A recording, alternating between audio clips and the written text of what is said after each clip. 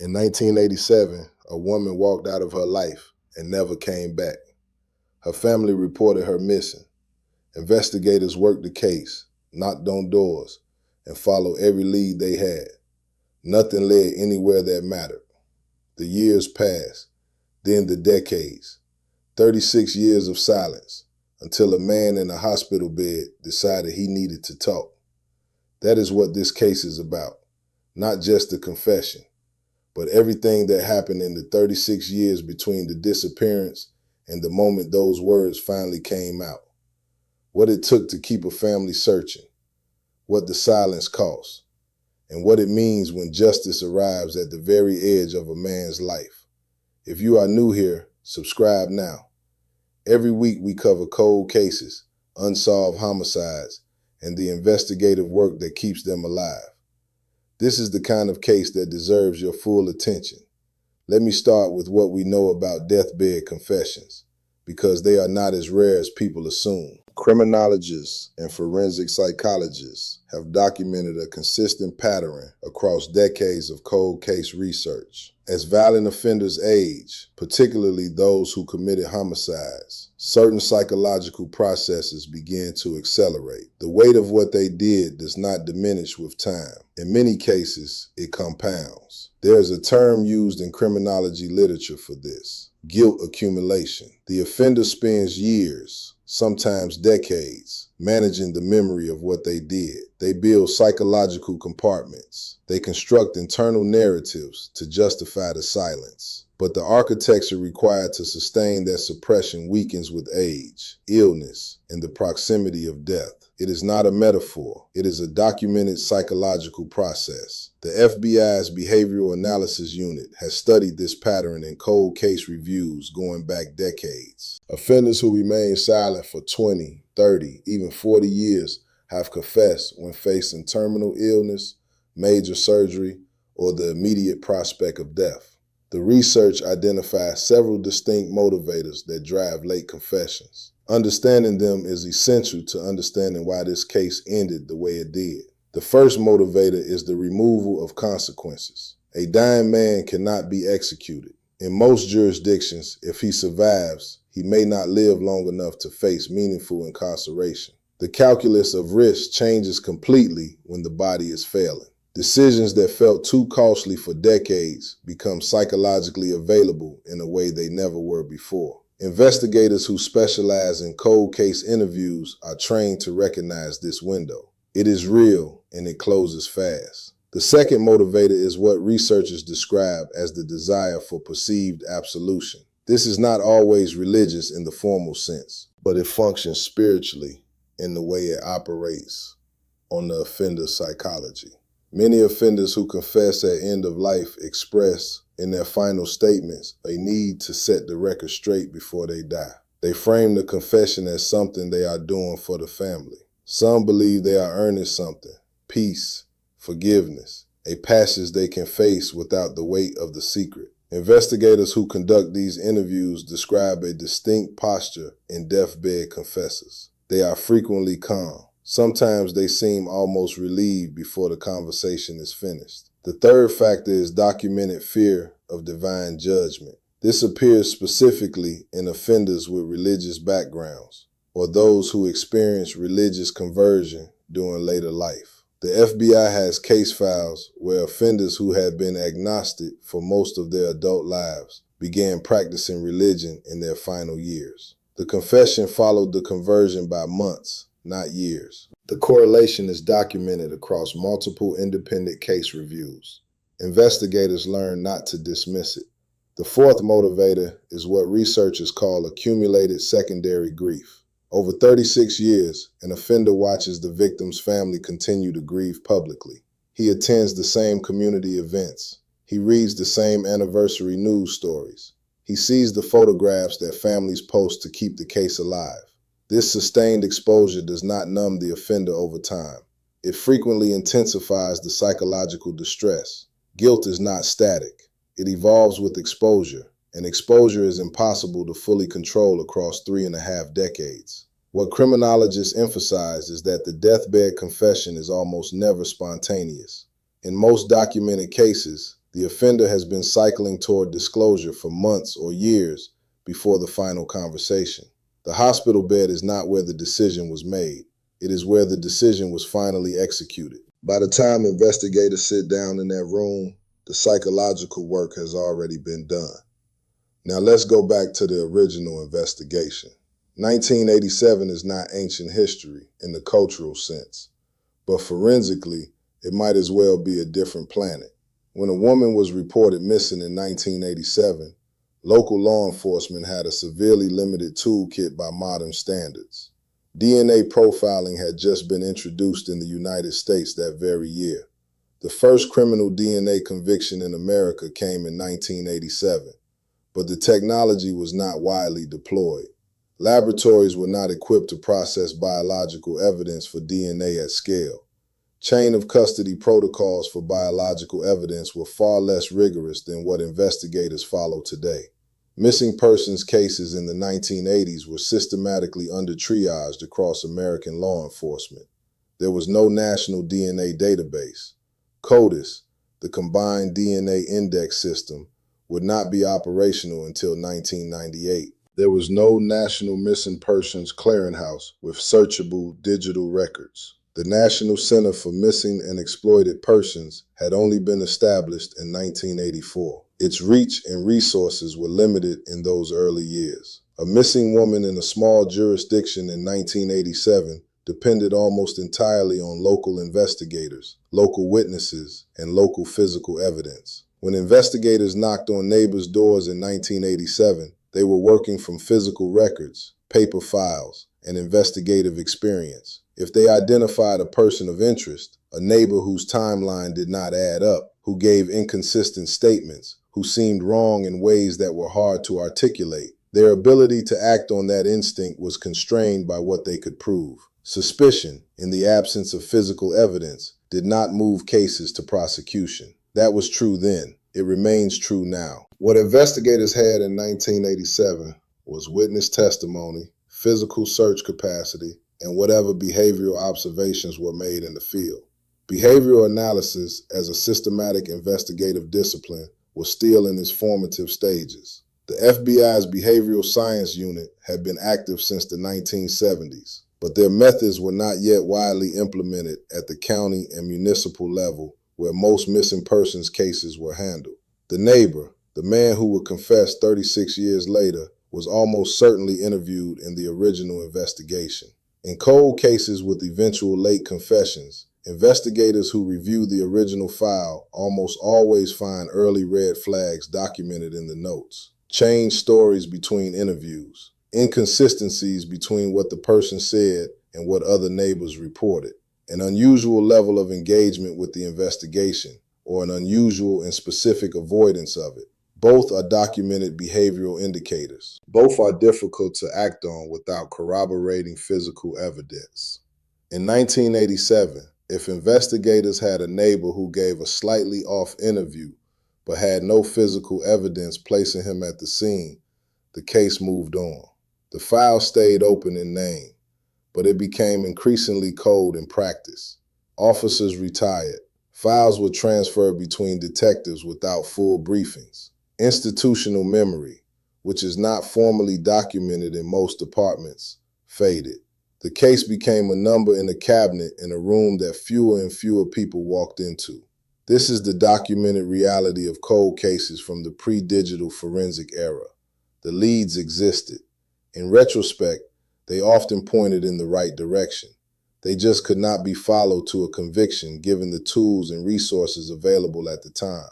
The family of a missing person exists in a state that grief researchers have a specific name for. Dr. Pauline Boss at the University of Minnesota has spent decades studying this phenomenon, which she calls ambiguous loss. It is psychologically distinct from conventional grief in one critical way. There is no confirmed death to mourn. The person is gone, but not officially, not finally, not in a way that allows for the mourning rituals that help survivors process loss and eventually move forward. Families of the long-term missing describe their experience in remarkably consistent terms across decades of research. They cannot grieve fully because they cannot eliminate the possibility of hope. And they cannot maintain hope without confronting the probability that something terrible happened. They are suspended between two psychological states that cannot coexist comfortably and cannot be resolved without information they do not have. That suspension, maintained across years and decades, carries documented psychological consequences that clinicians now recognize as a distinct grief category. Studies on families of missing persons show significantly elevated rates of complicated grief, prolonged depressive disorder, and what researchers term unresolved mourning, a mourning process that cannot complete because it lacks the information a completed mourning process requires. A body, a confirmed cause of death, a named perpetrator, a trial, a sentence. Any one of these things can help the mourning process begin to move. Without them, it stalls. For 36 years, this woman's family lived in that suspension. They kept her photograph visible. They continued to speak to investigators when investigators came. And in cold cases, that contact becomes infrequent over time, which is itself a source of grief for families. They maintain their own documentation. Families of long missing persons become informal investigators. They clip articles. They note anniversaries. They track cases with similar patterns. They contact cold case units when those units are established. They reach out to the National Center for Missing and Exploited Persons for updates and guidance. They file updated reports. They do not stop. The National Center for Missing and Exploited Persons has documented the sustained advocacy role families play in keeping cold cases operationally alive. It is frequently family contact, a letter, a follow-up call, a request for formal case review that triggers renewed investigative attention years after the initial investigation lost momentum. Families keep cases alive not just emotionally but practically. They are the institutional memory that departments lose over time. 36 years is not an abstraction. It is birthdays, holidays, the years a daughter would have turned 40, 50, the years a parent died without knowing what happened to their child. It is the specific grief of watching the world move forward while you remain fixed at the last moment you saw someone you loved. That is the documented reality of what ambiguous loss looks like across decades. Not a concept, but a life. When a man in a hospital bed decides to confess to a 36-year-old crime, the first response from investigators is not relief. It is controlled skepticism combined with urgent action. Deathbed confessions present a specific legal and evidentiary problem that investigators must address immediately. A confession by itself is not a conviction. It is not even sufficient to close a case. It is a starting point that opens a new and time-sensitive phase of investigation. The legal status of a deathbed confession in the American justice system is more complex than most people understand. The most fundamental problem is the right to cross-examination. Under the Sixth Amendment's Confrontation Clause, a defendant has the right to confront the witnesses against them. A confession made by a dying man who does not survive to be charged and tried cannot be subjected to cross-examination in the conventional legal sense. Prosecutors working cold case confessions must navigate this carefully. They need corroborating evidence that can stand in court independent of the confession itself. Investigators must also account for the documented reality of false confessions, including false deathbed confessions. People confess to crimes they did not commit for a range of psychological reasons. These include a desire for perceived historical significance, delusional ideation, or, in the case of very elderly confessors, genuine cognitive confusion about events from decades past. A terminally ill man may be medicated. He may have dementia or other cognitive impairment. He may have distorted memories. He may have heard details about a case over the years and internalized them as his own experience. Investigators are trained to probe for this. The protocol in cold case confession work is standardized across experience units. Every specific detail the confessor provides must be checked against the existing case file. Did he know facts that were never publicly released? This is called holdback information, details that investigators deliberately kept from public reporting in 1987, specifically so that they could use it to evaluate future confessions. If a confessor accurately describes holdback information, that is a significant evidentiary marker. If he cannot, if his account only tracks what was in the newspapers, investigators treat the confession as potentially unreliable and investigate accordingly.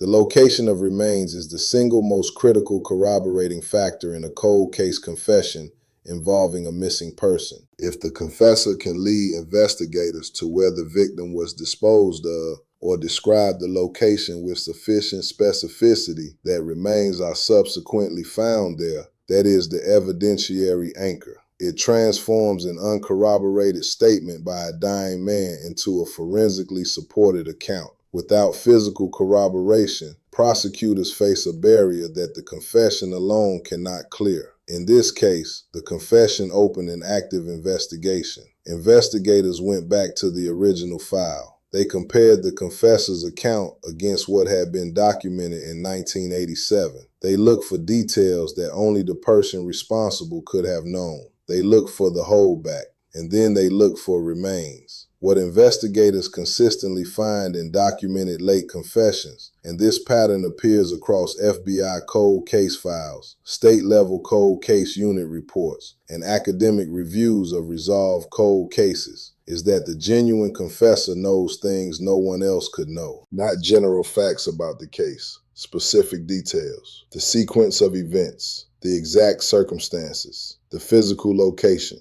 described in terms that match the geography precisely. The confirmation in this case came through what investigators found at the location the confessor described. 36 years after a burial, physical remains tell a different story than they would have told immediately after death. Forensic anthropologists are experienced in the recovery and analysis of remains from long-term sites. Soil chemistry affects decomposition in ways that can be documented and interpreted. Skeletal analysis can provide information about cause and manner of death even decades after the fact. Investigators do not walk into these scenes unprepared. They work with forensic specialists who have specific training in exactly this type of recovery. When remains were located consistent with the confessor's account, the case crossed a threshold. The family was notified. After 36 years of ambiguous loss, 36 years of not knowing, they received the confirmation that part of them had always dreaded and that another part of them had always needed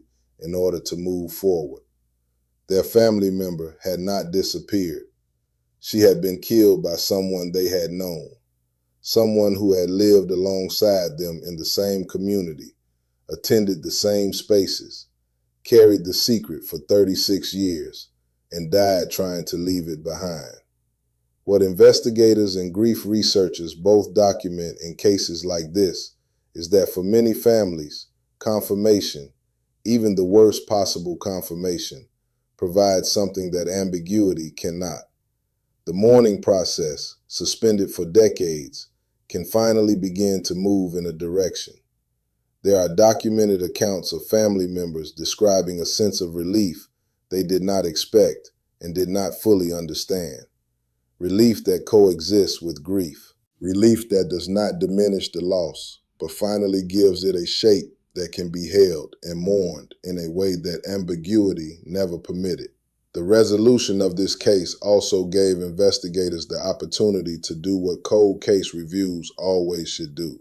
Examine what was missed and why. Cold case reviews serve a training function alongside their justice function. Understanding where the original investigation stalled, what evidence was collected but could not be processed, what behavioral indicators were documented but not acted on, and what investigative assumptions closed off avenues that should have remained open. That analysis informs how current investigators work active cases today. Every resolved cold case is a lesson. This case raises a question that comes up consistently in cold case advocacy circles and in legal reform discussions. The question of statutes of limitations. The documented legal reality in the United States is clear and consistent. There is no statute of limitations for murder at the federal level. No state maintains a statute of limitations for first-degree homicide. A murder committed in 1987 can be prosecuted in 2026. The passage of 36 years does not create a legal barrier to prosecution. The law kept the door open. That is not incidental to this case. It is structural to how this case was resolved. The more nuanced discussion in legal advocacy concerns related crimes, conspiracy charges, obstruction of justice, evidence tampering, accessory after the fact. Some of these carry statutes of limitations that may have expired across a 36-year gap. Prosecutors working cold case confessions must map every potential charge against the applicable statute of limitations. The murder charge may survive the decades. There is a growing advocacy movement that argues for extending statutes of limitations on related offenses, specifically in homicide cases. The argument is straightforward. When a murder goes unsolved for decades, related crimes necessarily go unpunished because their statutes expire before the underlying case resolves. Advocates argue that the statute clock for related offenses should not begin running until the homicide itself is resolved. That reform has not been enacted broadly, but cold cases like this one are the evidence-based advocates use to make the argument in legislative hearings. What cold case investigators know, and what this case demonstrates with precision, is that the old tools were not enough, but the intent was always there. Investigators in 1987 did not fail because they stopped caring.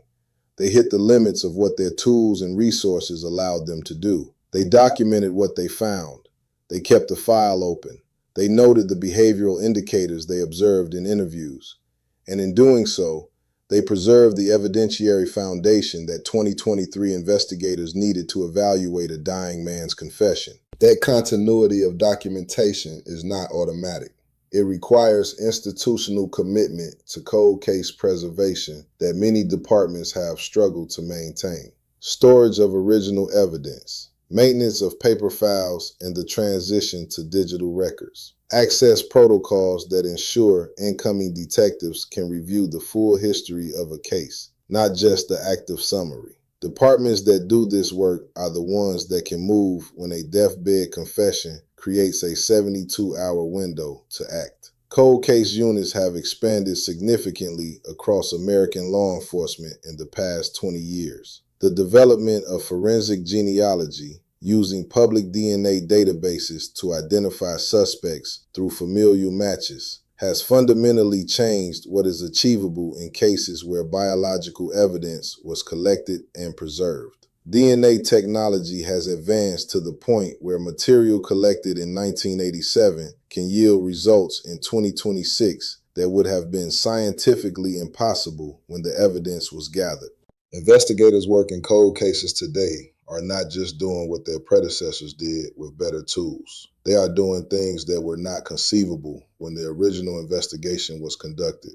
What a deathbed confession does, when it is genuine, when it is corroborated, when investigators act on it with the rigor these situations demand, is give a family something that no forensic technology can manufacture. It gives them an answer delivered in a human voice. It gives them the knowledge that someone who lived with what they did for 36 years could not carry it to the grave in silence. There is something documented in family responses to this kind of resolution that goes beyond the legal outcome. They receive not just confirmation of what happened, but confirmation that the weight of what happened could not be erased by silence and time. That does not restore what was taken. Nothing does that. But 36 years of ambiguous loss is replaced by the kind of grief that has a shape, a cause, and now, finally, a direction.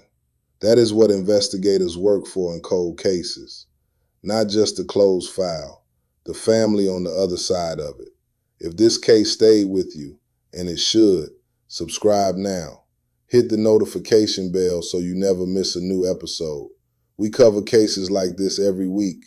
Cold cases, confessions, investigations that took decades to resolve, the families who kept fighting, the investigators who never stopped working, cases where the truth finally came out, sometimes just in time, and sometimes from the most unexpected places. I am Marcus Cole. I will see you in the next episode.